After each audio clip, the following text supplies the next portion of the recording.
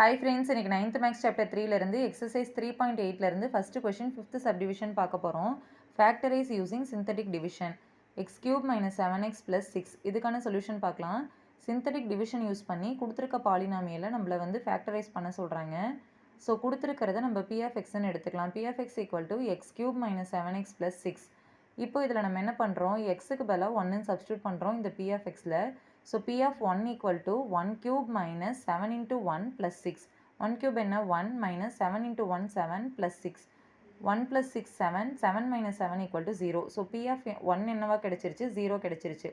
So therefore x minus 1 is a factor. இப்போ இந்த polynomial இருக்க கோஎஃபிஷியண்ட்டை மட்டும் எடுத்து எழுதிக்கலாம். x கியூபுக்கு கோஎஃபிஷியன்ட் 1, x ஸ்கொயர் இல்லை, ஸோ 0ன்னு எடுத்துக்கிறோம். எக்ஸுக்கு -7, கான்ஸ்டன்ட் டேர்ம் 6.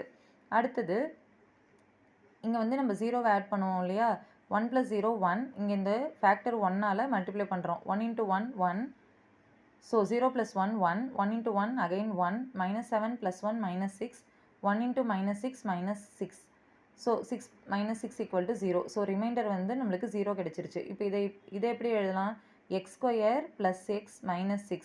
இப்போ இதுக்கு நம்ம ஃபேக்டர்ஸ் கண்டுபிடிக்கணும். மல்டிப்ளை பண்ணுறப்ப -6 வருது, ஆட் பண்ணுறப்ப +1 வருது. ஸோ 3 × -2 -6, இதை ரெண்டையும் ஆட் பண்ணுறப்ப 3 - 2 1. ஸோ இப்போ இதை எப்படி எழுதலாம், x -2 × x + 3. ஸோ நம்மளுக்கு 3 ஃபேக்டர்ஸும் கிடச்சிருச்சு. So therefore the factors of x³ - 7x + 6 equal to x - 1 × x - 2 × x + 3. Okay friends, இந்த வீடியோ உங்களுக்கு யூஸ்ஃபுல்லாக இருந்தால் என்னோட சேனலை மறக்காமல் லைக் பண்ணுங்கள், ஷேர் பண்ணுங்கள், சப்ஸ்கிரைப் பண்ணுங்கள். டவுட் இருந்ததுன்னா கமெண்ட் செக்ஷனில் கமெண்ட் பண்ணுங்கள். Thank you friends.